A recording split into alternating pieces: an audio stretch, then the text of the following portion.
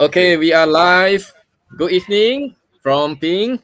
Okay, the host for Ping Talk series. Tonight, I'd like to connect you guys with our developmental optometry priest, Andy Teo, who is the founder of NeuroTree. Okay, Andy is no ordinary optometrist. He specializes in providing vision therapy for children with learning-related challenges. For example, dyslexic, ADHD, DCD, lazy eyes to improve their vision skills.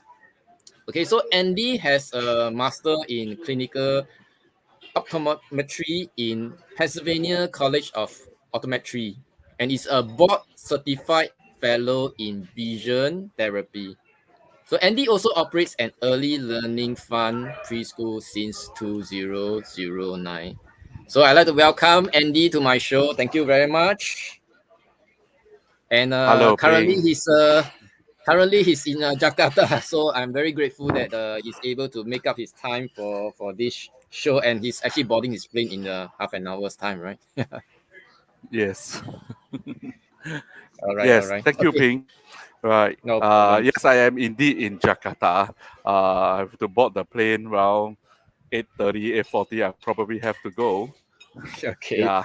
yeah, I think we will have this time so that yeah, for you to share. So I think yeah, so earlier on I just mentioned that like you are really not an ordinary optometrist, Mm. so I think maybe people will be interested to understand a little bit what do you mean by this developmental optometry, entails.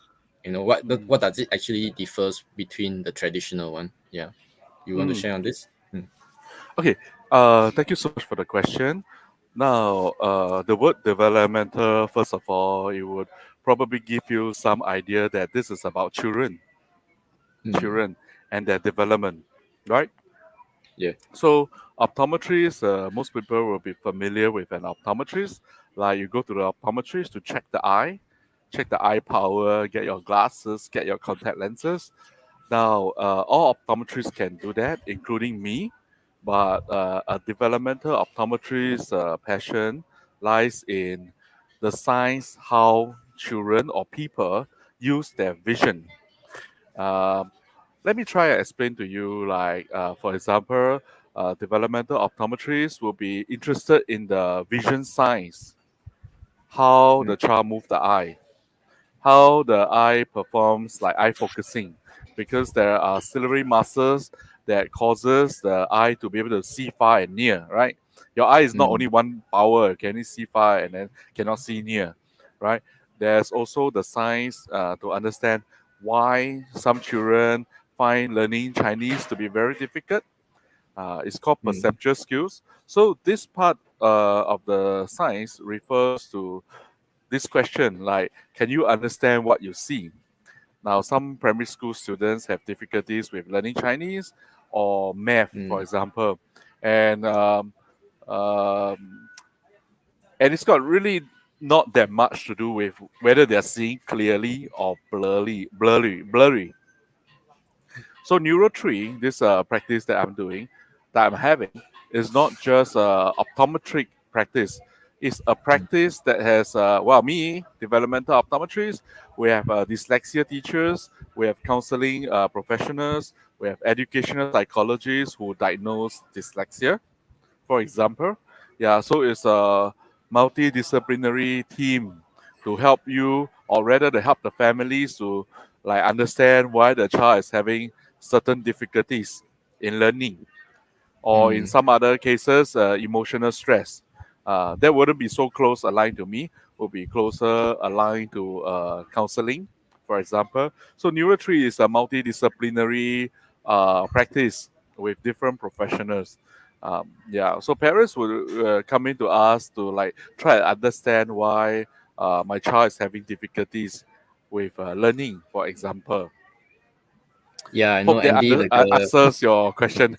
yeah, no, because Andy, the thing is like, yeah, I mean, I have my own personal experience with my daughter. I mean, during her early stage, whereby she was she was in school, and then for a sudden, I think her learning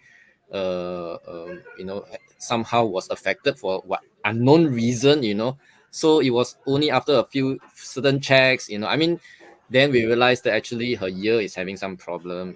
So I mean, in certain ways, is that it's like children, it's like it may not be because they are lazy. It's just that either their eyes, or their ears, or are having some issues that I think parents should really look into, to help them, that to in terms of ensuring that they are really maximizing their learning capability, lah. Yeah, right, Yeah. Andy. Well, you're spot on, right? Because the science in learning is very vast. It's not only seeing clearly, it's Mm, also got to do with the perceptual skills. It's also mm, about hearing clearly.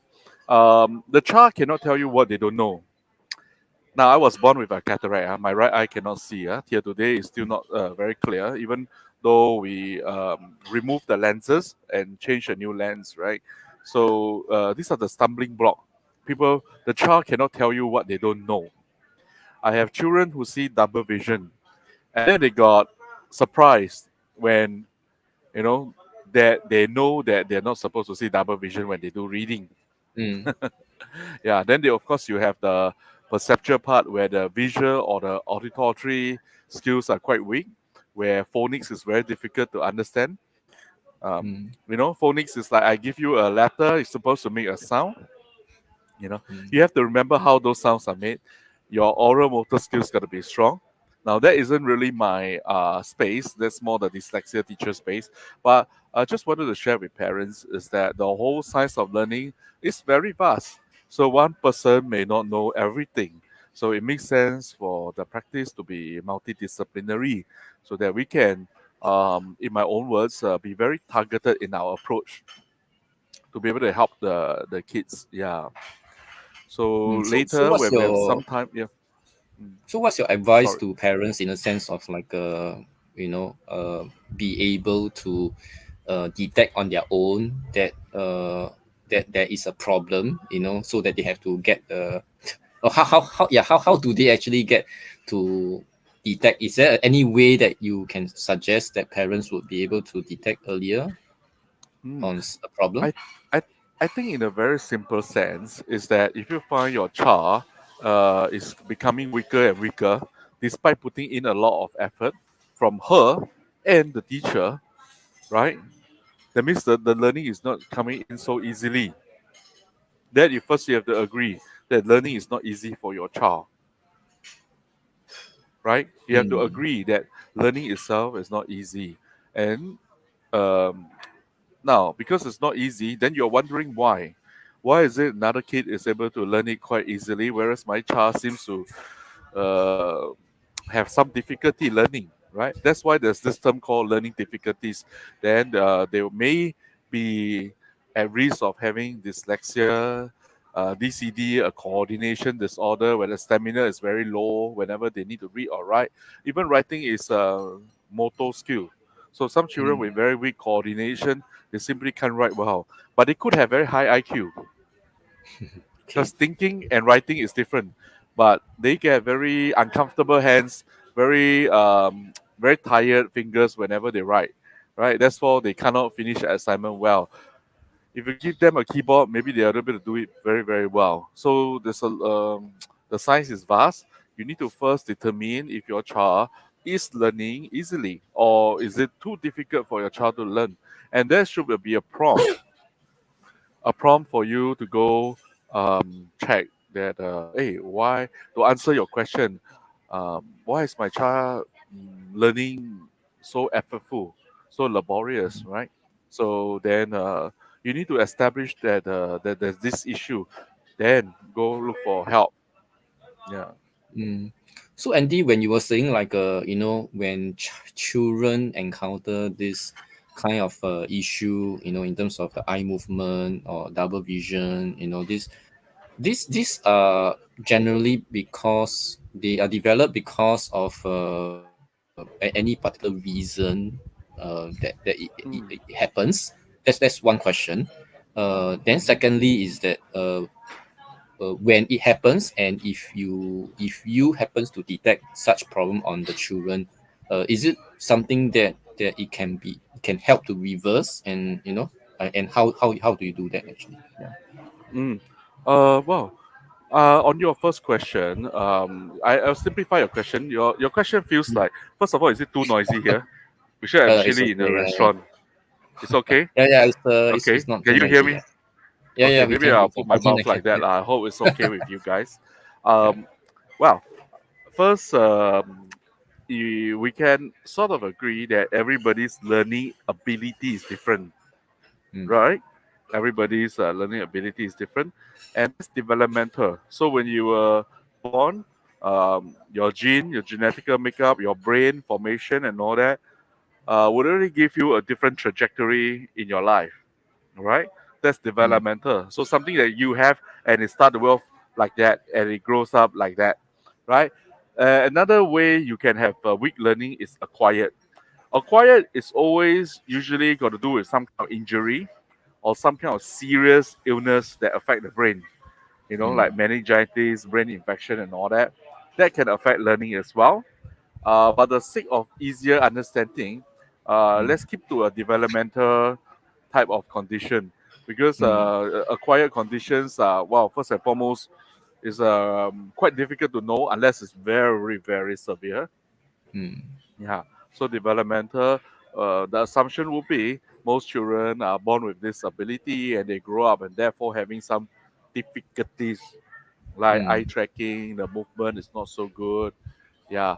And of course, if the movement skills, for example, today we're going to share some slides later about mm, the visual motor eye movement and how it relates to learning efficiency.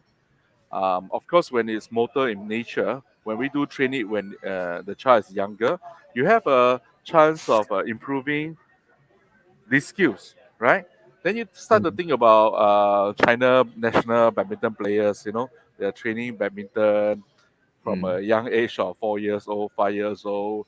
You have Messi who started playing soccer when they're very young. So the brain is to some extent, it's very plastic, it's very neuroplastic. It can mm, change and upgrade itself, okay, to a certain extent. Of course, I can't say that, if you are really, really weak with soccer now at 4 years old, we could train you and then you could become like Messi. There's like an area of possible improvement, maybe yeah. 20-30% on your skills to improve your efficiency. Now, so that answers your second question, whether training or therapy can improve disability. So the short answer is yes. Mm, Um, but with hard work and dedication, you can improve. That is why traits like physiotherapy, speech therapy, they teach you how to move the mouth. Physio will teach you how to mm, move your body after an incident. So the brain is very malleable or very plastic. It can still change its development even after a certain age. But of course, usually when you're younger, it's a lot more easier than older. mm. Yeah. So I hope I answered that your question. Yeah, yeah. Okay. So I think currently I know that you are running your own preschool as well, Mm, So is there other kind of like because I think yeah, I mean this area is really something like unless parents encounter such kind of problem, if not, they may not know exactly what you are doing. So in terms of awareness and education wise, I mean how are you doing in terms of like a community awareness kind of thing, yeah. wow, this is a very good question. Sounds a little bit like a business question. Honestly speaking, I Yeah, am I not. mean it's like I guess it's like like like if people want to know more, I mean it's like how of course beside finding you, to know more, but You you yeah, I you mean you you you you talk on a very good point. Something I've been thinking for a long time. How do I market and educate the public about this, right? Because yeah, currently yeah, most of the referrals that come into us are actually they are not how do I say it? They are not they are referrers. They are professional referrers from mm, psychologists or teachers or mm, developmental pediatrician, right? mm, So of course, my goal is to spread this awareness. maybe we will learn through certain platform or certain school community or teaching community to share this um, knowledge. Yeah, I think we could, Yeah. could learn a bit more from the slides later. Or do you think Mm. it's a good time to start the slides? Yeah, I mean, if you want to share the slide now, yeah, sure. Why not? Yeah, okay. I hope there are some teachers here. Then we can, Well, but you know, okay, if you're not here, I hope yeah, we can share your video, and hopefully it can reach out to some teachers out there as well. I can share some of your slides to teachers that I know. yeah, sure. Thank you. Okay, first and foremost, do you see my slide clearly? Okay, let me just add it up. Okay. Okay. The Yeah. sharing So it's is it up. showing? Yeah, it's showing Yeah. now. So our tagline is really about optimizing potential. We want to unlock your child's learning capacity. So today I'm going to talk about eyesight and visual motor, how that is going to impact a child's Mm, learning ability. mm, Now, okay, we can skip that because we just did that. Now, first of all, I want to talk about eyesight. Okay, mm. eyesight. Based on research, right, 50% of our Singaporean children are going to have myopia by the time they are in primary four. Okay, Okay. so half, one in two in primary four will have myopia, 近视. Well, that's Okay, that's and this a that's a high percentage. Is this oh, a this yeah, this is statistics. It's based on research, not my guess or feeling. It's already been Singapore is published. the is one of the highest or what?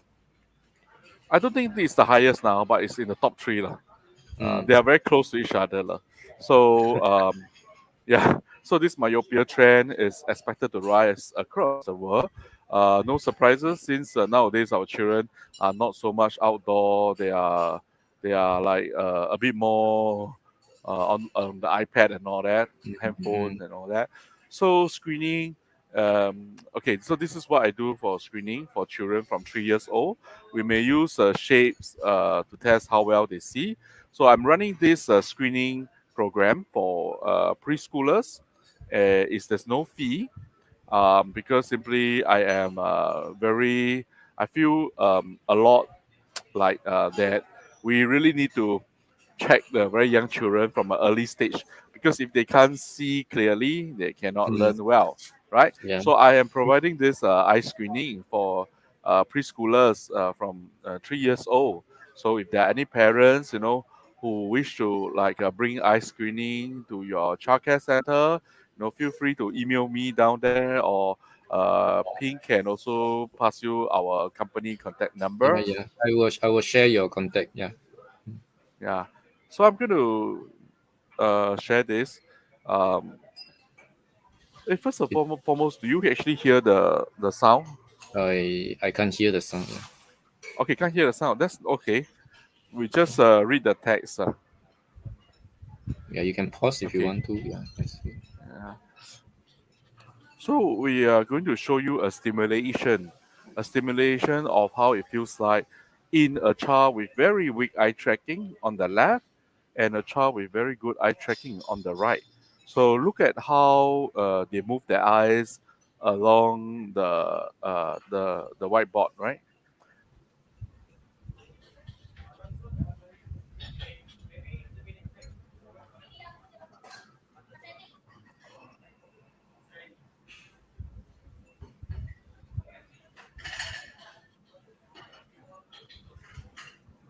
Okay, let's go back again.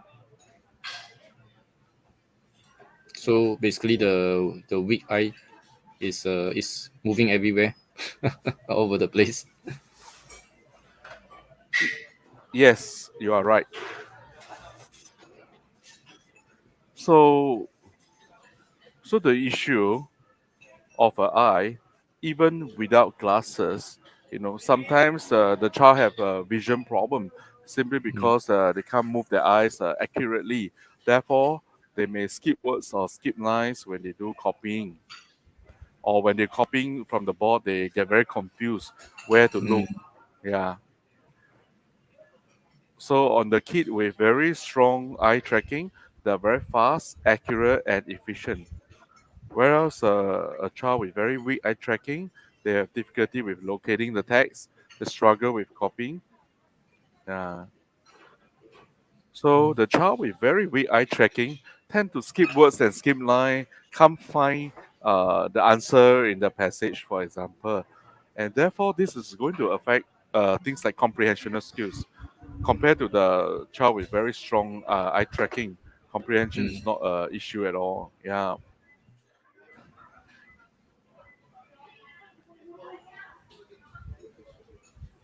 Okay. Let me. Yeah. So over here, what I'm gonna do is show you some eye tracking. Look at how the child move the eyes.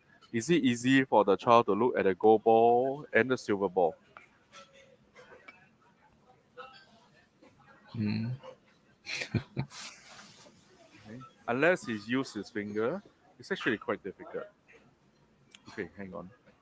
Uh, Seems a bit. Yeah. Yeah. So look at how he moved the eyes.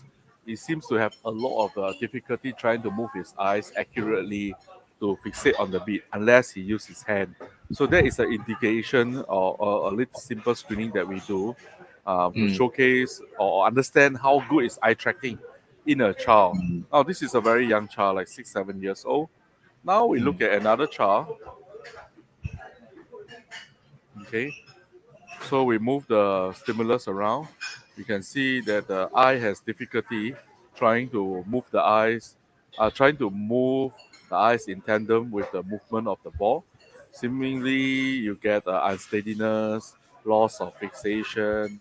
Yeah. So these are things that we check very early on, 5, 6, and 7, 8 years old, because if they still Mm. have this, it's going to affect how well they learn. Mm. Yeah. Yeah, So keep Andy, pressing this the wrong button. particular check thing is like I'm not sure about the early school Mm. preschool right now. I mean, do they actually conduct such kind of tests or they don't? They No, just no, basically check. They don't, right? no, they don't. This is Oh. not a typical check in a school. It's what I Mm. call a visual performance. Like how good is your visual performance? Now, Mm. 70% of learning is vision through the visual system. Yeah. So yeah, it's my goal to train the teachers as well through Mm. some workshop and courses. So today's short presentation, we wanted to talk about why, if your child is not seeing clearly, it will lead to poor learning efficiency. I think it's quite easy to understand that. Lah. If your child is not able to see clearly, therefore learning is going to be difficult, right? Mm. Eye tracking is something that's quite new to a lot of parents, even educators, that they do not know the signs that when the child take a long time to copy or skip words and skip lines is a Mm. possible issue in the visual system, right?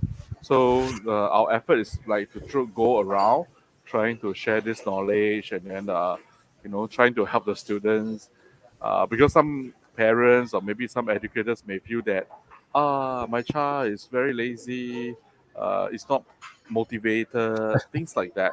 Whereas Yeah, yeah. sometimes It's like the they are case is not lazy. They are true. not learning. We just Yeah, correct. relate it to laziness rather than like there's something that's really affecting them in terms of their learning capabilities now. Yes, absolutely. So it's very difficult to know that all these little skills contribute to the learning ability, the learning efficiency of a child. Yeah. So Yeah, but I that's think where the this when you see like I see the statistics that you mentioned about 50% is like it's really quite alarming. 50% has got to do with the eyesight. Yeah, not eye tracking though. Eye Ah. tracking is another skill. Yeah. But today we have a little bit of time, so I would like to share eyesight and eye tracking. Mm. Yeah, and so that is the end of my short presentation. So usually I do a short Q&A if somebody Mm. has a question. Okay. But anyway, the Andy, I Yes. wanted to also ask like okay, I mean I mean of course you have seen all sorts of like children with such kind of problems and can you share like what is I mean, there's definitely a lot of successful story with history, right? That you have come across, Mhm. right? Because you were saying like is able to in certain ways still try to be able to reverse the kind of problems that the children is Mm. facing. So can you share maybe like maybe one of a memorable kind of a success story that you have come across, which you have seen that the children, improvement kind of stuff? Is there? Yeah. Yeah, I mean, well, we have quite a lot of children Mm, having double vision without knowing mm, it. So this has to be prompt to them. Like we have a screen to show what is double vision, um, what it looks like, and then the child is going, "Hey, yeah, this is what I see." The words moving and swimming around. Of course, when mm, the parents first saw it, they were like a little really alarmed, right? So the child was having dyslexia, has been having dyslexia training for the last, I don't know, 4 years or 5 years, when one of the very important factor has not been addressed. That means not mm. being able to see comfortably. Now, this child does not have myopia, no eye power, perfect eyesight. So it Okay. comes even as a surprise to the parent, because perfect eyesight to most people is everything, Yeah. right? Do you So agree? yeah, If you yeah, don't, yeah, yeah, yeah. but True, this true. issue can exist in a child without eye power because Mm, this double vision is got to do with the movement of the eye and not the eye power. Yeah. So mm, of course, when we fixed it, then they're like, oh, wow, now the attention is a lot better. Can sit through the tutor class for much longer without much of an issue. Yeah. So these are the things that we do lah, to mm, day in day out try to spot the cases and see where is the problem. I think we have to be very targeted because all children, whether they have dyslexia, ADHD, or autism, or even they have not been diagnosed, they learn quite differently and they may see yeah. differently. I even have NTU students who see colors all the time and double vision all the time, being able to make it to university. Now, so the question is, if she didn't have this, I think she would have went even further. But she Mm, really dread going to class because reading is so difficult for her. um, So okay. these are the Okay. little things that usually get lost through the even through the net because it's really not easy to tell for one person. So even going to the eye Mm, doctor, you may not get that because eye doctor usually checks the eye, like the health of the eye. yeah, yeah, We're yeah. checking I the think visual the performance, yeah. quite different. Yeah. True, true, true. So I think yeah, it's really really to the all the parents out there, I think is really like you can still have vision tracking related problems even though you have perfect eyesight, no Yes. no degree kind of thing. So this is what I Correct. hear from Andy. So I guess it's really about detecting it early on, seeing declining learning capabilities, and then and probably it's like really about intervening in an early stage lah. Yeah, I guess, right? Mm, you're right. So the question is, your parents have determined is there a red flag in learning? Mm, Yeah, something like that to okay. start. Yeah. Okay, so Andy, I think yeah, I think before we end the session, why is there anything that you like to do a shout out kind of things, to the parents or even to the teachers of like childcare kind of stuff? Yeah, anything that anyway, I will share your contact after the live streaming, and anybody who is interested to know more about what Andy does and would like to work with him as well, on this area. I will share his contact in the video comments later on. But yeah, Andy, do you have anything that you like to summarize or shout out to the people? I think. Mm, I think my little goal is maybe to all the parents and the teachers, the educators here. Sometimes you get a bit frustrated with teaching the child. Before you have a like a like impression that your child is lazy, unmotivated, or just simply uh, have such a poor attention, no motivation, no all the negative thoughts, maybe do send them to us, do a simple screening just to Mm, check if there are some deficits that is leading to this undesirable behavior. Because sometimes teaching is also difficult, and the child is not receiving it. It's just frustrate the mm, parent and the educator, and you come to your own conclusion that your child is simply very lazy, mm, unmotivated, and that kind of feeling actually gets to them, and it feeds on that. And what happens is you have a cycle of very poor motivation from the child, because there's simply no mm. need to work so hard, because the parents or teachers already feel that it's impossible to teach me, for example. Okay, so that's my little sharing. Thank you so Okay. much, Ping. So Andy, how long is usually this particular test that you were saying? I mean, if let's say a parents who were to bring this child to you to do the sequence of Mm. tests, how long does it take?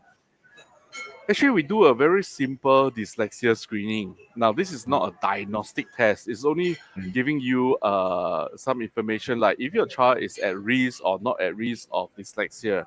It mm, costs $50. It's 30 minutes. Okay, so we have mm, to look at some of the symptoms first to know what we should do.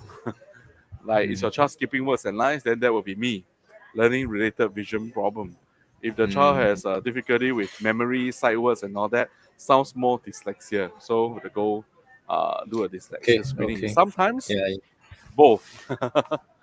Yeah. okay, okay. Okay. So I think end of the day is like to summarize, I think if any of your children having some learning issues, even if they have perfect eyesight, I think good to possibly have your eye checked, especially to Andy in terms of developmental autometry, to check eye tracking, all this kind of stuff, and then he will be able to determine what kind of potential issues that might be underlying for the child, that affects his or her learning Mm. capability. Okay, thank you, Andy, and I really appreciate your time. Going to board the plane and then like see you here talking to me and sharing your Yes. expertise on this. Thank you. Wow. Thank you so much, Ping. Okay, come back to Singapore. See you for Yeah, yeah. So lunch, I dinner will see you sometime. back in Singapore, Okay. and okay. Thank you, Andy. Bye I will. bye. Okay, I will talk to you guys again. Thank you, thank you. Bye bye. Okay, bye bye. Bye.